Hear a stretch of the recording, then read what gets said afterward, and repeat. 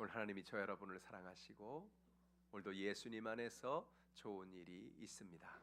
여러분과 함께 시편 138편 1절로 8절의 말씀에 근거해서 전심으로 주께 감사하라, 이런 제목으로 은혜의 말씀을 나누겠습니다. 우리는 삶을 살아가면서 매일 삶 속에서 수많은 어려운 문제도 만나고 때로는 기쁘고 행복한 일도 우리는 경험하게 됩니다.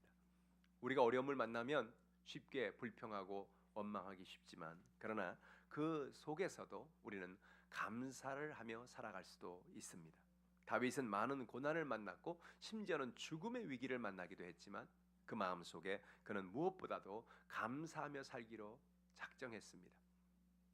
성경의 시편에 보면 많은 시편을 다윗이 썼는데 그 많은 시편을 보면 다윗은 하나님 앞에 감사하고 하나님을 찬양하는 걸 봐요.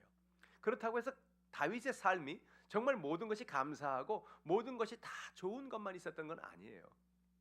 다윗의 인생 자체가 정말로 수많은 환난을 만났고 수많은 문제를 만났습니다. 사울이 자기를 죽이려고 하지요. 나중에 왕이 돼서는 아들 압살롬이 아버지를 죽이려고 하지요. 주변에 얼마나 많은 사람들이 다윗에게 어려움을 주고 연약함을 줬는지 몰라요. 그런데 그럼에도 불구하고 나는 감사하고 살기로 결단했다 고백하면서 늘 하나님 앞에 감사했던 것을 볼 수가 있습니다.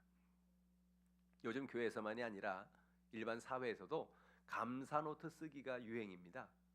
감사 노트, 여러분 노트를 하나 만들어서 그 노트에다가 내가 하루에 5가지씩 감사하자를 기록하는 거예요.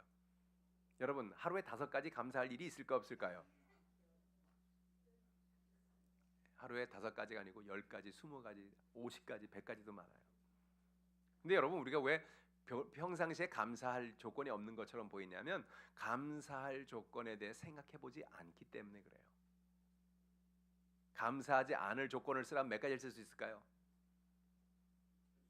수백 가지 쓸 수 있을 거예요. 근데 여러분 우리가 우리의 인생에 감사하지 않을 조건과 감사할 조건이 많이 있지만 우리가 어느 쪽에다가 초점을 맞추고 사느냐가 중요하다는 거죠. 오늘 아침에 여러분 뭐가 감사하세요? 네, 교회 나온 게 감사하고 또요? 아침에 깨워주셔서 감사하고, 안 깨워주시면 성가대도 못했을 텐데. 또요? 건강하게 일어난 게 감사하죠? 또 교회 오니까 이렇게 우리 집사님들이, 권사님들이 문 입구에서 미소로 맞아주시니까 감사하고, 아침에 일찍부터 나와서 예배 드릴 수 있도록 모든 분들이 미리 준비해 주어서 이렇게 예배 드릴 수 있으니 감사하고, 내가 마음껏 이렇게 걸어 다닐 수 있는 은혜가 감사하고, 밥을 먹으면 밥맛을 느끼니 감사하고, 할렐루야. 우리가 감사할 조건을 찾기 시작하면요, 감사할 조건은 정말 이루 말할 수가 없는 거예요. 그런데 많은 경우에 우리가 감사할 조건을 찾기보다는 아유 그게 없네, 아우 저게 없네, 아우 이게 없네, 그래서 맨날 없는 거, 그런 것만 우리가 마음에 원망하고 불평하고 살 때가 참 많다는 거예요. 감사하시기를 주님의 이름으로 축복합니다. 여러분 며칠 전에 국민일보를 보니까 한 감사에 대한 글이 있었습니다. 그 글에 이런 이야기가 있더라고요. 대륙을 횡단하고 있는 한 열차가 달리고 있었다는 겁니다. 높은 산을 올라가다가 엔진 하나가 고장이 났대요. 그래서 다른 엔진을 가동시켰는데 그 엔진마저 고장이 났다는 겁니다. 그래서 기관사가 마이크를 붙잡고 모든 승객들에게 얘기했어요. 승객 여러분, 2가지 소식이 있습니다. 하나는 나쁜 소식이고 하나는 좋은 소식입니다. 그렇게 말하니까 모든 승객들이 기관사의 방송에 귀를 기울였습니다. 나쁜 소식은 우리가 가는 이 열차가 엔진 2개가 다 고장났다는 겁니다. 그래서 이거를 고쳐야 됩니다. 그러나 좋은 소식이 있습니다. 우리가 타고 있는 것이 비행기가 아니고 기차라는 사실입니다. 비행기면 어떻게 될 뻔했어요? 다 죽죠 뭐. 한 대 날다가 엔진이 고장나서 2개 다 고장나면 다 죽는 거예요. 그런데 마침 뭐예요 이게? 기차야. 할렐루야. 그러니까 그 방송을 듣던 사람들이요, 좀 전까지만 해도 엔진이 고장났습니다. 에이, 아이 늦게 생겼네, 아이 큰일 났네, 막 이러다가 우리가 타고 있는 것이 비행기가 아니고 기차입니다 할 때 야 신났대. 똑같죠, 그죠? 똑같은 환경에 엔진 고장난 건 똑같은데 좀 전에는 막 지옥같이 생각이 됐는데 가만히 생각해 보니까 야 감사하다. 내가 오늘 기차를 타고 있는 게 감사하다. 비행기를 타고 있지 않는 게 감사하다. 할렐루야. 오늘 저와 여러분에게 이런 은혜가 있기를 바랍니다. 제가 미국에서 사역할 때 한 주에서 다른 주로 제가 비행기를 타고 올 때가 있었어요. 근데 비행기를 타고 오는데 비행기가 떠나기 직전에 그 기장이 얘기를 하는 거예요. 승객 여러분, 이 비행기에서 엔진에 기체 결함이 발견돼서 잠깐 우리가 이따가 출발하겠습니다. 그런데 그 잠깐이요, 앉아 있는데 1시간이 지나고 2시간이 지나고 3시간이 계속 지나가는 거예요. 보통 사람들 같으면 어떠겠어요? 아니 지금 뭐 하는 거야? 빨리 비행기가 떠나야지. 아니 왜 이렇게 안? 근데 그런 사람이 하나도 없어요, 미국 사람들이. 그래서 신기해서 옆에 있는 사람 물어봤어요. 아니 왜 사람들이 이렇게 원망도 하지 않고 불평도 하지 않고 그러냐니까 옆에 있는 승객이 나한테 보고 웃으면서 얘기하는 거야. 생각해 보세요. 비행기 고쳐서 가야지. 안 고쳐서 가다가 중간에 떨어지면 어떻게 하냐고. 그러니까 사람들이 다 조용히 있다는 거예요. 가만히.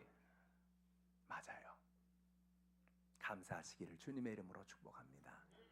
우리의 삶 속에 때로는 불평, 원망할 일도 많아요. 그러나 우리의 마음속에 감사할 조건을 바라보고 살면 우리의 삶에 감사가 넘쳐나게 되는 것입니다. 이 11월 달에 감사의 달에 하나님 은혜가 감사로 넘치는 여러분 되기를 주님의 이름으로 축복합니다. 오늘 본문이 주는 진리의 말씀이 무엇일까요? 첫 번째로 우리의 간구를 들으신 하나님이 있기 때문에 우리는 감사하자는 겁니다. 시편 138편 3절 같이 읽어볼까요?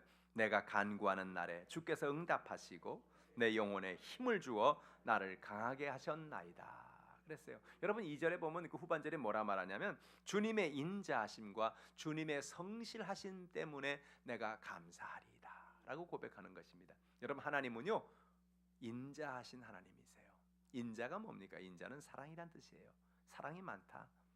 하나님은 성실하신 하나님이에요. 성실은 뭐예요? 한번 뭘 하기로 결정하고 뭘 하면 그것을 책임감을 가지고 하는 것, 그것이 성실이죠. 하나님은요 오늘도 이 시간 우리를 사랑하십니다. 우리를 축복하십니다. 우리에게 좋은 것 주기 원하십니다. 하나님 우리를 자녀 삼아 주셨잖아요. 우리의 모든 것을 채우기 원하십니다. 왜냐요? 하나님은 우리에게 인자의 하나님, 사랑의 하나님이기 때문에 그렇죠. 감사한 거죠. 하나님은 오늘도 하나님의 약속을 반드시 이루는 하나님, 성실한 하나님이라는 거예요. 그 하나님을 의지하기를 주님의 이름으로 축복합니다. 늘 감사하며 사시길 바랍니다. 오늘 다윗은 뭐라고 고백합니까? 내가 간구하는 날에 주께서 응답하셨습니다. 여러분 우리가 기도할 수 있는 놀라운 축복은요 우리가 기도하면 하나님이 우리의 기도를 응답하신다는 것입니다. 뭐라고요? 시편 2편 8절 한번 읽어볼까요? 내게 구하라. 내가 이방 나라를 내 유업으로 주리니 내 소유가 땅 끝까지 이르리로다. 이스라엘 백성들에게 이 말씀만큼 정말 귀한 말씀이 없어요. 구하면 이방 나라를 내 유업으로 주겠다는 거예요. 이스라엘 백성은 땅이 없는 민족이에요. 그런데 하나님께서 그들에게 약속의 땅 가나안 땅을 주시고 이방 나라를 그들의 유업으로 주셨다는 겁니다. 어떨 때요? 그들 앞에 하나님 앞에 나가서 구할 때, 기도할 때. 여러분 기도는 오늘도 기적을 가져오는 것입니다. 하나님 오늘 여러분에게 선물을 다 주었어요. 여러분 알지 못하는 선물인데 그게 뭐냐면 예수님이 말씀하신 내가 너희들에게 천국 열쇠를 준다는 겁니다. 그 천국 열쇠가 뭡니까? 이 열쇠는 만능 열쇠입니다. 이 열쇠를 가지고 어떤 문이든지 열리는 열쇠입니다. 그 열쇠가 바로 기도의 열쇠인 것입니다. 하나님 앞에 나가서 우리가 문제 있을 때, 연약함 있을 때 그 기도의 열쇠를 들고 나가 하나님 나의 문을 열어 주십시오. 가정의 문을 열어 주십시오. 사업의 문을 열어 주십시오. 아이들의 학업의 문을 열어 주십시오. 만남의 문을 열어 주십시오 라고 나가 기도하면 하나님 우리의 기도를 응답해 주시는 것입니다. 스가랴 10장 1절의 말씀을 같이 읽어볼까요? 봄비가 올 때에 야훼 곧 구름을 일게 하시는 야훼께 비를 구하라. 무리에게 소낙비를 내려서 밭의 채소를 각 사람에게 주시리라. 봄비가 오는 시절에 그냥 봄비가 오니까 알아서 봄비가 오겠지가 아니고 봄비가 오는 시절에 하나님 앞에 봄비를 구하라는 겁니다. 봄비가 오는 시절에 하나님 앞에 봄비를 구하면 구름을 일게 하시는 하나님이라는 거예요. 할렐루야. 구름도 하나님이 일게 하십니다. 구름도 하나님이 보내주십니다. 그러니까 우리가 비가 오지 않으면 하나님 비를 내려주세요. 근데 아무 구름도 없는데 어떻게 비가 오겠어요? 먼저 뭐가 필요해요? 구름이 필요하죠. 하나님이 어떤 하나님이라고요? 구름을 만드시는 하나님. 구름을 일게 하시는 하나님, 그 하나님이 우리의 모든 비를 내려주시는 것입니다. 무리에게 소낙비를 내려서 밭의 채소를 각 사람에게 주시리라. 먹고 살 것을 하나님이 책임지게 하겠다는 거예요. 채소란 뭐예요? 우리 먹고 사는 걸 말하는 거예요. 여러분 인생에 문제가 있습니까? 먹고 살 것이 없습니까? 삶의 연약함이 있습니까? 직장의 문제로, 사업의 문제로, 인생의 문제로 염려하고 걱정하고 고통합니까? 하나님 앞에 구하십시오. 하나님 구름을 일으켜 주어. 어떤 구름입니까? 내게 필요한 물질의 구름을 일으켜 주시는 것입니다. 내게 필요한 사람들의 구름을 일으켜 주시는 것입니다. 내 인생에 필요한 모든 것을 채워 주시는 거예요. 구름을 일으키는 하나님 앞에 구하라는 겁니다. 하나님이 여러분에게 필요한 것을 채워 주십니다. 기도가 그래서 중요한 거예요. 근데 어떤 때는 우리가 기도하면 바로 하나님이 기도하고 응답하실 때가 있어요. 어떤 때는 제가 우리가 성도님들 가운데 육신의 병이 있습니다. 약한 것이 있습니다. 기도해달라고 그래서 기도하면 어떤 때는 그 자리에서 바로 낫는 경우도 있어요. 근데 어떤 경우에는 시간이 걸릴 때가 있어요. 우리가 기도했는데 하나님께서 바로 응답하시고 바로 하나님의 역사를 나타내실 때도 있지만 시간이 걸릴 때도 있다고요. 다니엘서에 보면 다니엘은 한 번은 기도를 했는데 대개 기도하면 하나님 바로바로 응답해 주셨는데 한 번은 21일이 지나서야 응답을 받게 됩니다. 그 이유를 다니엘은 10장 13절에 이렇게 말을 해요. 같이 한번 읽어보죠. 그런데 바사 왕국의 군주가 21일 동안 나를 막았으므로 내가 거기 바사 왕국의 왕들과 함께 머물러 있더니 가장 높은 군주 중 하나인 미가엘이 와서 나를 도와주므로라고 말합니다. 무슨 얘기입니까? 다니엘이 기도했는데 천사가 다니엘에게 그 응답을 가져왔다는 겁니다. 21일째 왔어요. 다니엘이 물었습니다. 요번에 왜 이렇게 시간이 많이 걸렸어요? 그렇게 말하니까 천사가 하는 말이 당신이 기도하는 날 하나님 그날 응답을 주셨습니다. 그래서 내가 기도를 가지고 오는데 바사 왕국의 군주가 21일 동안 나를 막았어요. 바사 왕국의 군주는 다름 아니라 사탄을 의미하는 거예요. 마귀를 의미하는 거예요. 여러분 아십니까? 우리가 영적인 세계를 알아야 되는데 우리가 기도하면 기도를 응답하시는 하나님의 은혜와 함께 기도 응답을 못 받게 하려는 마귀의 역사에 있다는 사실 알기 바랍니다. 그래서 우리가 여러분 작정하고 기도하는 이유가 바로 여기 있는 거예요. 결단하고 기도하는 이유가 여기 있는 거예요. 포기하지 않고 기도하는 이유가 여기 있는 거예요. 우리가 낙심하지 않고 기도하고 하나님을 바라볼 때 어떤 일이 일어나느냐? 21일 동안 바사 왕국의 군주고 사탄이 막았는데 가장 높은 군주 중 하나인 미가엘이 와서 나를 도왔다는 거예요. 이 군주란 말은 천사장을 말하는 것인데 미가엘 천사장은 군사의 장관이에요. 그래서 와서 도와줌으로 천사를 도와줌으로 21일 동안 어려움이 있었지만 그러나 결국은 응답을 가져올 수 있었다는 것입니다. 오늘 여러분의 삶 속에 기도는 응답을 가져오는 것입니다. 시간이 걸릴 수 있어요. 어떤 때는 우리가 기도하고 바로 응답이 안 되면 하나님 왜 이렇게 오래 걸립니까? 하나님 왜 이렇게 응답이 없습니까? 응답이 없는 게 아니에요. 응답은 이미 주셨어요. 할렐루야. 때로는 시간이 걸려요. 여러분 물건 이렇게 온라인으로 사면 하루 만에 택배가 배달되어 오는 것도 있죠. 로켓 배송. 다음 날 꼭 배달해 주는 그런 배송이 있는가 하면 어떤 물건은 주문을 하면요. 인터넷 주문을 하면요. 일주일이 걸려도 안 와. 열흘이 걸려도 안 와. 나중에 물어보면 왜 안 와요? 중국에서 가져오는 거예요. 물건이 안 들어오네요. 그럴 때 있죠. 여러분 인생에 하나님 앞에 기도하면 때로 시간이 걸릴 수 있어요. 그러나 우리가 확신할 것은 뭐냐? 어쨌든 하나님은 응답해 주신다는 거예요. 그 확신을 가지고 기도하는 여러분 되기를 주님의 이름으로 축복합니다. 하나님 우리의 영혼에 힘을 주어 강건케 하신다는 거예요. 138편 3절 하반절에 뭐라고 말합니까? 내가 간구하는 날에 주께서 응답하시고 내 영혼에 힘을 주어 나를 강하게 하셨나이다. 여러분 육신의 힘을 주는 것도 중요하지만 육신의 건강을 주는 것도 중요하지만 우리 영혼의 힘을 주는 것이 참 중요해요. 하나님은요 오늘 저 여러분의 영혼에 힘을 주십니다. 우리 마음에 기쁨을 주십니다. 우리 마음에 감사를 주십니다. 그 우리 영혼이 즐거워지는 거예요. 우리 영혼이 기뻐지는 거예요. 오늘 여러분의 삶 속에 이런 놀라운 은혜가 있기를 주님의 이름으로 축복합니다. 둘째로 우리를 지켜보시는 하나님께 우리는 감사하자는 거예요. 시편 138편 5절로 6절 말씀 같이 읽어보죠. 그들이 야훼의 도를 노래할 것은 야훼의 영광이 크심이니이다. 야훼께서는 높이 계셔도 낮은 자를 굽어 살피시며 멀리서도 교만한 자를 아심이니이다. 우리가 하나님의 도를 노래한다. 하나님을 찬양한다. 여러분 다윗은 하나님을 참 많이 찬양한 사람이에요. 시편의 150편의 시편 중에서 절반 이상을 다윗이 썼으니까요. 근데 다윗이 정말 그렇게 기뻤을까? 정말 다윗이 그 찬양 드린 것처럼 그렇게 날마다 노래할 일만 있었을까요?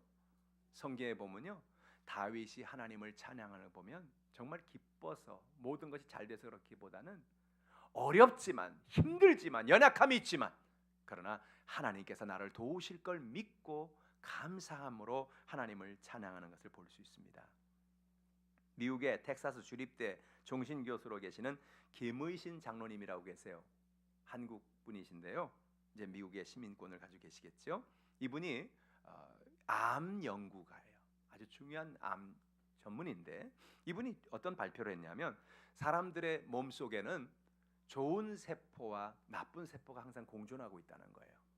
사람 몸에는 그래서 언제든지 몸에 암이 될 수 있는 세포가 몸에 있대요, 이미.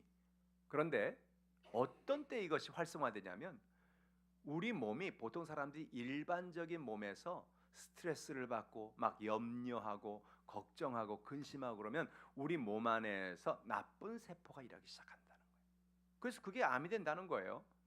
근데 반대로 우리 몸에 똑같은 좋은 세포와 나쁜 세포가 있는데 이 좋은 세포를 활성화시킬 수 있는 방법은 우리 몸에서 우리가 감사하고 하나님을 찬양하고 하나님을 예배하면 그것이 우리에게 좋은 세포를 활성화시키고 또 나쁜 세포를 움직이지 못하게 막는다는 거예요. 그래서 그가 어떤 조사를 했냐면 교회 성가대원을 가지고 조사를 했대요. 성가대원들의 면역력, 면역세포가 보통 일반인들과 얼마나 차이가 나 봤더니 성가대는 매일 하나님 찬양하고 하나님 예배하잖아요. 근데 성가대원들의 그 면역세포가 일반 사람들보다 200배나 높더라는 거예요. 면역세포가. 할렐루야. 그리고 성가대원들이 막 찬양을 마치고 예배를 끝나고 바로 직후에 측정을 해보니까 평상시보다 500배가 높더라는 거예요. 할렐루야. 이제 우리 성가대가 부흥하게 생겼어요. 아프신 분들은 성가대로 다 오시길 바랍니다. 할렐루야. 여러분, 그 무슨 얘기냐면요, 성가대가 하나님을 찬양하고 하나님을 높이는 것, 물론 성가대만이 아니죠. 우리가 예배 나와서 하나님을 찬양하고 하나님을 예배하고 하나님을 높여드리는 그런 삶을 살 때 우리의 마음속에 우리의 삶 속에 감사가 넘쳐나면서 나도 모르게 내 안에 호르몬이 나오기 시작하는데 우리 육체 여러분, 하나님은 우리 몸을 만들 때부터 우리 몸에 여러 가지 호르몬을 주셨는데 어떤 위기를 만나고 어려움을 만나면은 우리 몸에 독이 나와요. 독이 아드레날이라는 독인데 이 독은 뭐냐면 누가 공격을 했을 때 그 공격한 것을 내가 치기 위해서 평상시보다 큰 힘이 필요하기 때문에 몸에 독이 나와가지고 사람이 그 독에 서렸다 그러잖아요. 저 사람 얼굴에 막 독이 있다 그러잖아요. 그게 뭐예요? 막 독이 나와가지고 평상시보다 몇 배 힘을 발휘할 수 있는 힘을 나타내는 게 바로 아드레날린, 코르티졸이라는 그런 호르몬이에요, 우리 몸에. 그런데 이런 호르몬만 나오면 빨리 죽습니다. 왜? 몸에 독이 나오니까. 그런데 감사하고 찬양하고 하나님을 예배하면 우리 몸 안에서 엔돌핀 같은 그런 좋은 호르몬들이 우리 몸을 건강하게 만든 호르몬들이 우리 몸 안에 나오는 거예요. 그래가지고 우리 몸에서 모든 약한 것을 치료하고 암세포를 고치고 할렐루야. 그래서 이분이 암을 많이 치료했는데 암을 치료하다 보니까 예수 믿고 하나님을 의지하고 하나님을 예배하는 사람들 보면요, 암이 있더라도 암이 성장을 멈추더래요. 그리고 암이 있더라도 암이 점점 작아지더래요. 할렐루야. 그게 무슨 현상입니까? 바로 우리 몸 안에 하나님 앞에 감사할 때, 찬양할 때, 예배할 때 우리 안에 감사 속에서 우리의 모든 병이 떠나가기 시작하는 거예요. 할렐루야. 오늘 여러분의 삶 속에 이런 놀라운 은혜가 있기를 주님의 이름으로 축복합니다. 하나님이 어떤 분이라고요? 하나님은 높이 계신 하나님이라고요. 야훼께서는 높이 계셔도라고 말하고 있어요. 높이 계신다는 말이 무슨 얘기예요? 하나님은 멀리 높이 계신다는 말은 그냥 멀리 있다는 의미만인가요? 아니에요. 높이 계신다는 말은 높다는 뜻이죠. 권세를 가지고 있다는 말입니다. 하나님은 지금도 높이 계십니다. 그리고 높은 곳에서 내려다보고 있는 거예요. 할렐루야. 여러분, 멀리 높은 곳에 올라가서 보면 사방이 잘 보이죠? 저 옛날에는 롯데타워에 올라가 사람들이 봤는데 요즘에는 또 저 123층 롯데타워에 올라가서 보면 전 서울이 다 보이죠? 멀리까지 보이죠? 하나님은 놀라운 눈을 가지고 계세요. 요즘 인공위성은 어떻습니까? 인공위성이 이렇게 지나가면서 땅바닥에는 신문 글자까지 본다잖아요. 그 먼, 그 높은 곳에서 그 신문까지 볼 수 있는 그 인공위성이 있다는 거 아니에요? 여러분, 하나님의 눈이 그와 같아요. 하나님은 높이 계세요. 하나님은 위대하신 분이에요. 그러나 그럼에도 불구하고 하나님은 오늘 우리의 모든 형편과 우리의 모든 사정을 보고 계시는 것입니다. 하나님께서 우리를 겸손하게 하기를 원하십니다. 하나님은 겸손한 사람의 소원을 들어주십니다. 김우신 그 장로님이 그런 얘기를 했어요. 우리가 인생을 살면서 육신의 건강만 중요한 게 아니고 우리의 마음의 건강도 중요하다. 마음의 건강이 있어서 사람들과의 관계를 잘 가지고 겸손하게 살아가는 사람이 건강하다는 거예요. 근데 왜 우리가 겸손하고 싶은데 겸손하지 못하나요? 나도 모르게 내 마음에 교만이 다가오고 나도 모르게 나를 주장하는 이유가 뭐예요? 내 마음속에 상한 마음이 있어서 그렇죠. 내 마음에 분노가 있어서 그렇죠. 내 마음에 열등감이 있어서 그렇죠. 사람들이 나를 인정해 주지 않는 것 같으니까 내가 사람들 앞에 인정받아야 되고 나를 이렇게 좀 제대로 취급해 달라고 그렇게 말하는 게 우리의 마음이죠. 겸손하기 위해선 마음이 치유받아야 돼요. 마음에 평안이 있어야 돼요. 아, 그래. 하나님께 맡기고 살자. 하나님 앞에 맡기자. 여러분, 남편과 아내 가운데 갈등하고 이웃과 이웃 가운데 갈등할 때에 그들의 연약함을 보면 아무것도 아닌 걸 알게 되는 거예요. 사람들이 왜 싸우는 줄 아세요? 저 사람이 나를 지금 공격하는구나 생각하니까 싸우는 거예요. 저 사람이 나를 지금 무시하는구나 그러니까 싸우게 되는 거예요. 근데 저 사람이 나를 공격한 것은 내 문제보다는 자신의 문제가 사실은 더 커요. 자신의 마음속에는 상처가 더 크다고요.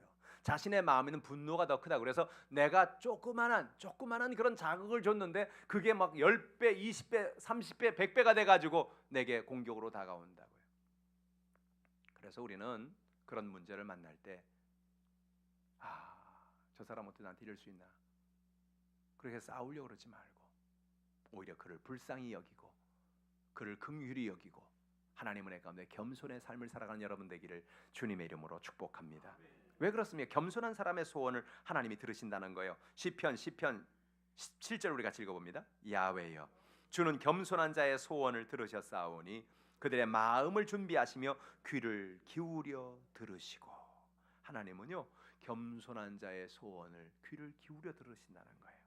하나님은 겸손한 자에게 배부르게 해주신다는 겁니다. 시편 22편 26절입니다. 겸손한 자는 먹고 배부를 것이며 야훼를 찾는 자는 그를 찬송할 것이라. 너의 마음은 영원히 살지어다. 여러분, 이 시편 22편에 먹고 배부른다는 얘기는 요즘의 얘기로 들어보면 먹고 배부르는 게 그렇게 중요한가? 요즘엔 넌 배가 너무 불러서 걱정이지. 그렇게 생각하는 사람 있잖아요. 다이어트를 못해서 걱정이지. 근데 여러분, 이 시편을 기록할 당시에는요 먹고 배부르다는 것은 큰 축복이었어요. 왜? 먹을 게 없으니까. 먹고 살 게 없으니까. 우리 대한민국도 언제부터 여러분 우리가 가난에서 벗어났나요? 보릿고개 얘기하던 게 엊그제잖아요.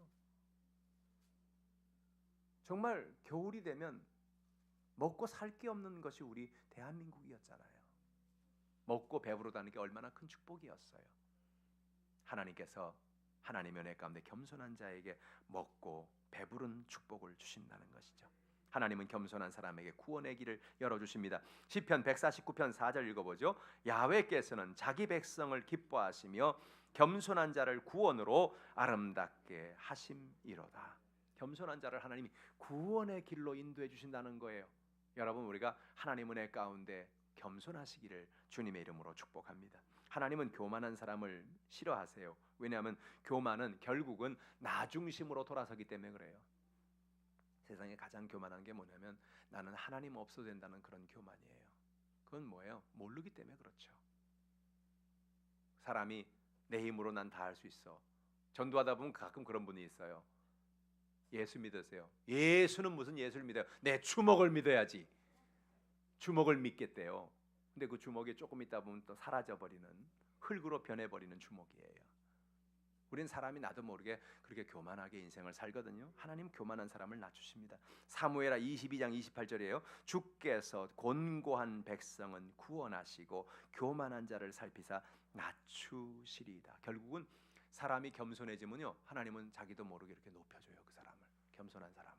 그런데 내가 교만하면 하나님 자기도 모르게 자꾸 낮춰주는 거예요. 이상하지? 나는 사람들한테 대우받고 싶고 사람들한테 인정받고 싶은데 더 대우받는 게 아니고 더 인정받는 게 아니고 더 밑으로 내려가. 왜 이러지? 내가 왜 이러지? 왜 그래요?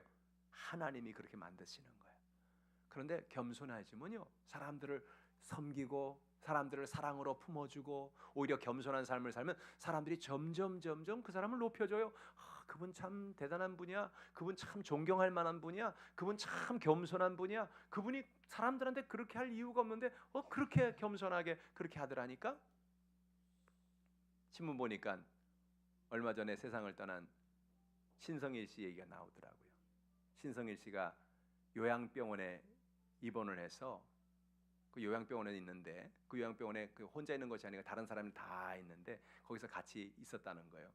있으면서 사람들한테 재밌는 얘기도 해주고 다른 사람들한테 아픈 사람한테 격려돼. 본인도 이제 암이 있어서 지금 죽어가고 계시는데 그렇다는 거예요. 그러면서 그 기자가 거기다 뭐라고 썼냐면 참 이렇게 자기가 죽어가면서도 다른 사람들에게 내가 이렇게 대단한 사람이다, 내가 대단한 스타다, 그래서 뭐 이렇게 폼 잡지 않고 사람들에게 그들에게 사랑을 베풀고 그들에게 겸손하게 내려가서 그들과 대화하고 그들과 얘기했다는 거, 그게 그 주변의 사람들을 행복하게 만들어줬다, 뭐 그런 기사를 썼더라고요. 그런 거예요. 인생이란 사람들 앞에 나가서 내가 교만한 것이 아니라 겸손하게 내려가서 낮아져서 사람들에게 다가갈 때에 그게 하나님의 은혜를 나타내는 것입니다. 하나님은 오늘도 저 여러분에게 곤고한 백성은 구원하시고 교만한 자를 낮추신다는 거예요. 사무엘하 22장 28절 읽어봅니다. 주께서 곤고한 백성은 구원하시고 교만한 자를 낮추신다는 것입니다. 시편 31편 23절 읽어볼까요? 너희 모든 성도들아 야훼를 사랑하라. 야훼께서 진실한 자를 보호하시고 교만하게 행하는 자는 엄중히 갚으시느니라. 교만한 사람은 결국 넘어진다는 겁니다. 잠언 16장 18절이에요. 교만은 패망의 선봉이요 거만한 마음은 넘어짐의 앞잡이니라 그랬어요. 그래서 여러분, 우리는 늘 하나님 앞에 겸손의 삶을 살아가는, 겸손을 기뻐하는 그 하나님 앞에 나아가는 여러분 되기를 주님의 이름으로 축복합니다. 셋째로, 우리를 환난에서 건지는 하나님의 있음에 우리는 감사하자는 거예요. 시편 138편 7절 같이 읽어보죠. 내가 환난 중에 다닐지라도 주께서 나를 살아나게 하시고 주의 손을 펴사 내 원수의 분노를 막으시며 주의 오른손이 나를 구원하시리이다. 다윗의 시편에 보면 아주 자주 등장하는 그런 단어가 있어요. 그 단어는 환난이라는 단어입니다. 환난. 내가 환난 중에 다닐지라도. 여러분, 인생에 환난이라는 걸 좋아하는 사람은 없을 거예요. 환난을 좋아하는 사람이 어디 있겠어요? 근데 내가 환난 중에 다닐지라도 주께서 나를 살아나게 하시고 라고 그는 고백합니다. 그는 고백합니다. 내 인생에 문제가 다가오고 내게 환난이 다가오고 내게 어려움이 다가오지만, 그러나 내가 하나님 앞에 감사할 수 있는 이유는 어떤 환난을 만나도 결국 하나님은 나를 살아나게 하시더라는 거예요. 이 믿음을 가지길 바랍니다. 이 확신을 갖고 살기 바랍니다. 여러분, 인생에 문제가 있고 어려움이 있지만, 환난이 있지만, 그런 하나님 나를 살아나게 하시고 라는 고백을 들어보세요. 주의 손을 펴사 내 원수의 분노를 막으신다는 거예요. 여러분, 하나님은 큰 손을 가지고 계세요. 그래서 원수들이 내게 어려움을 가져올 때 그 손을 쫙 펴주시는 거예요. 그래서 그걸 막아주신다는 거예요. 그 손으로 하나님께서 그 모든 연약함을 채워주신다는 거죠. 주의 오른손이 나를 구원하시리다. 오른손은 뭐예요? 힘 있는 손을 말하는 거예요. 하나님의 그 힘 있는 손이 나를 건져주신다는 것입니다. 그러니 우리가 어찌 감사하지 않을 수가 있는 거예요. 하나님, 우리가 환난 가운데 하나님 앞에 간구할 때 우리의 소리를 들어주십니다. 시편 18편 6절 다윗의 시를 다시 한번 우리 읽어볼까요? 내가 환난 중에 야훼께 아뢰며 나의 하나님께 부르짖었더니 그가 그의 성전에서 내 소리를 들으시며 그의 앞에서 나의 부르짖음이 그의 귀에 들렸도다. 보세요. 시편 18편에도 다윗의 시인데 또 뭐가 나왔어요? 환난이라는 말이 또 나오죠. 내가 환난 중에 야훼께 아뢰. 그러니까 다윗이 인생 동안에 얼마나 환난이 많았는가 우리는 알 수 있어요. 얼마나 문제가 많았는지. 얼마나 어려움이 있었는지. 그러니까 환난 중에 하나님께 기도하고 부르짖고 하나님 앞에 간구했는데, 나의 하나님께 부르짖었더니 간구했더니 그가 그 성전에서 내 소리를 들으시며. 할렐루야. 여러분, 교회 나오는 게 축복인 것입니다. 예배 나오는 것이 축복이에요. 왜 그러냐? 교회 나와서 예배할 때, 하나님 앞에 나와 기도할 때 성전에서 하나님이 그 소리를 들으셨으며 라고 말하는 겁니다. 우리가 교회 나와서 기도하면요, 그 자리에 우리가 나오기 전에 하나님 먼저 나와 계세요. 우리가 찬양할 때요, 하나님께서 여기 천군 천사를 보내주셔요. 우리가 기도할 때요, 계시록에 보니 하나님은 천사들의 금대접을 가지고 내려와서 성도의 기도를 가지고 향으로 되어서 그걸 가지고 올라간다고 그랬어요. 할렐루야. 예배가 이래서 중요한 거예요. 다윗은 예배의 중요성을 알았어요. 성전의 중요성을 알았어요. 하나님 앞에 나가서 부르짖고 간구하는 것의 의미의 중요성을 알았어요. 그래서 하나님 앞에 나가서 성전에 나가 찬양하고 예배하고 하나님 앞에 나가 기도할 때 하나님께서 자신을 환난에서 건져주시고 그의 손이 그에게 하나님의 놀라운 은혜를 베풀어 주는 것을 알았습니다. 그 성전에서 내 소리를 들으시며 그의 앞에서 나의 부르짖음이 그의 귀에 들렸도다. 그랬어요. 결국 들어서 하나님께서 하나님의 때에 응답으로 역사해 주셨다는 것입니다. 다윗은 하나님의 놀라운 은혜를 얼마나 감사한지요. 여러분, 하나님은 마치 우리 어머니들 같아요. 아이들이 여러분 놀이터에서 놀고 있어요. 아이들이 놀이터에 놀려고 엄마들은 한 3, 40m, 50m 떨어져서 모여서 수다를 떨고 있습니다. 애들은 놀이터에서 놀고 있어요. 근데 이렇게 놀고 있다가 애들 몇십 명이 놀고 있는데 갑자기 어떤 애가 엄마! 하고 외칩니다. 미끄럼틀 타다가 잘못하다가 떨어졌어요. 다쳤어요. 근데 엄마! 다른 엄마는 가면 어떤 한 엄마만 거길 쳐다봅니다. 누굴까요? 그 아이 엄마예요. 그 아이 엄마. 왜 그렇죠? 아무리 멀리 떨어져 있어도 우리 애 외치는 소리는 엄마가 알아듣는단 말이에요. 우리 애가 다쳤을 때, 우리 애가 아프다고 할 때 다른 엄마는 그 애가 내라는 거 아니기 때문에 상관없지만 내 애를 가진 그 엄마는요, 엄마 하고 우는 그 소리를 아무리 멀리 떨어져서 들린단 말이에요.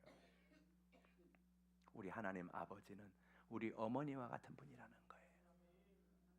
우리가 인생의 놀이터에서 떨어져서 고통을 당할 때, 삶의 인생의 문제를 만날 때, 삶의 연약함을 만날 때, 아버지! 우리가 성전에 나와서 주 앞에 기도하면, 하나님! 우리가 주 앞에 나가 부르짖으면 하나님이 우리의 간구를 주목하신다는 거예요.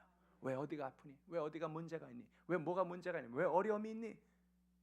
하나님은 마치 우리 엄마들이 아이들이 아플 때, 아이들이 다쳤을 때 그 아이들에게 주목하는 것처럼 하나님은 우리 한 사람 한 사람에게 주목하신다는 거예요.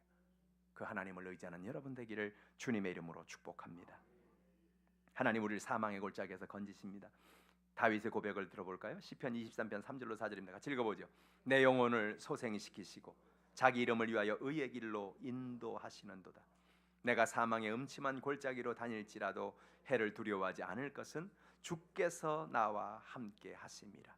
주의 지팡이와 막대기가 나를 안위하시나이다. 내가 사망의 음침한 골짜기로 다닌다는 거예요. 여러분, 사망의 음침한 골짜기 말만 들어도 끔찍한 얘기죠. 정말 죽을 것 같은 그런 고통, 뼈가 녹는 아픔, 그런 연약함을 말합니다. 근데 그럼에도 불구하고 그 환난 속에서 다윗은 내가 두려워하지 않는다는 거예요. 나는 무섭지 않다는 거예요. 왜 그렇습니까? 중요한 말씀이 뭐예요? 그 뒤에 주께서 나와 함께 하심이라는 거예요. 주께서 나와 함께 하신다. 주께서 나와 동행하고 계신다. 어려움이 없는 거 아니죠. 환난이 없는 거 아니죠. 문제가 없는 거 아니죠. 인생의 수많은 환난과 문제와 연약함이 우리에게 다가오죠. 근데 그 순간에 하나님이 나와 함께 하신다. 하나님이 나와 함께 하신다. 그래서 다윗은 감사할 수 있는 거예요. 그래서 다윗은 감사하는 거예요. 하나님, 나는 연약해요. 나는 부족해요. 나는 삶의 연약함과 문제가 있어요. 근데 하나님, 그럼에도 불구하고 하나님 나와 함께 하시니 이 사망의 음침한 골짜기를, 이 삶의 고통의 시간을 내가 통과하고 있는데 하나님, 이 순간 하나님 나와 함께하니 하나님 감사합니다. 고통 속에서 하나님 앞에 간구할 수가 있는 것입니다. 성경 뭐라 말합니까? 환난 날에 하나님이 부를 때 건져 주신다는 겁니다. 시편 50편 15절 읽어볼까요? 환난 날에 나를 부르라. 내가 너를 건지리니 네가 나를 영화롭게 하리로다. 환난이 있습니까? 그때가 바로 기도할 때인 것입니다. 그때가 하나님 앞에 간구할 때인 것입니다. 여러분, 기도하는, 간구하는 여러분 되기를 주님의 이름으로 축복합니다. 하나님은 환난 날에 피난처세요. 시편 59편 16절입니다. 나는 주의 힘을 노래하며 아침에 주의 인자하심을 높이 부르오리니 주는 나의 요새시요 나의 환난 날에 피난처이심이니이다. 전쟁이 남은 사람들은 피난하러 갑니다. 전쟁을 피해가는 것입니다. 오늘도 하나님께서 오늘 우리의 삶 속에 우리의 피난처가 되십니다. 여러분 인생에 전쟁이 났습니다. 여러분 인생에 어려움이 생겼습니다. 여러분 인생에 문제가 생겼습니다. 어디로 피합니까? 하나님께로 피하라는 거예요. 하나님이 우리의 모든 연약함을 채워주시겠다는 거예요. 언제나 거기 계신 하나님, 그래서 감사한 거예요. 우리는 세상을 막 떠돌아다니면서 막 돌아다니다가 어느 날 환난을 만나고 문제를 만납니다. 아, 이게 아니구나, 돌아가야겠구나. 어디? 피난처로, 하나님께로. 그래서 하나님 앞에 나와 기도하면, 하나님 앞에 간구하면 하나님은 또 우리의 피난처가 되어주시고 우리 연약함을 돌보아 주시고 우리의 삶을, 모든 연약함을 응답해 주는 하나님이 되어주시는 것입니다. 여러분의 삶 속에 이런 하나님 앞에 감사하는 이 한 주간이 되시기를 주님의 이름으로 축복합니다. 이 11월 동안 이 감사의 달에 여러분 하나님 앞에 나가서 감사하고 하나님을 찬송하는 여러분들 다 되시기를 주님의 이름으로 축복합니다. 기도하겠습니다. 말씀을 생각하시면서 하나님, 내가 내 인생을 보니 환난도 있고 문제도 있고 어려움도 있지만 그러나 하나님 내게 감사의 너무나 많은 조건을 주셨습니다. 너무나 많은 감사의 조건을 주셨어요. 하나님 고맙습니다. 하나님 감사합니다. 오늘 가져온 우리의 모든 기도의 제목 놓고 연약함 놓고 이 시간 주를 청하시고 통성으로 기도하겠습니다. 주여, 할렐루야. 살아계시고 영화로우신 아버지, 하나님 아버지 감사합니다.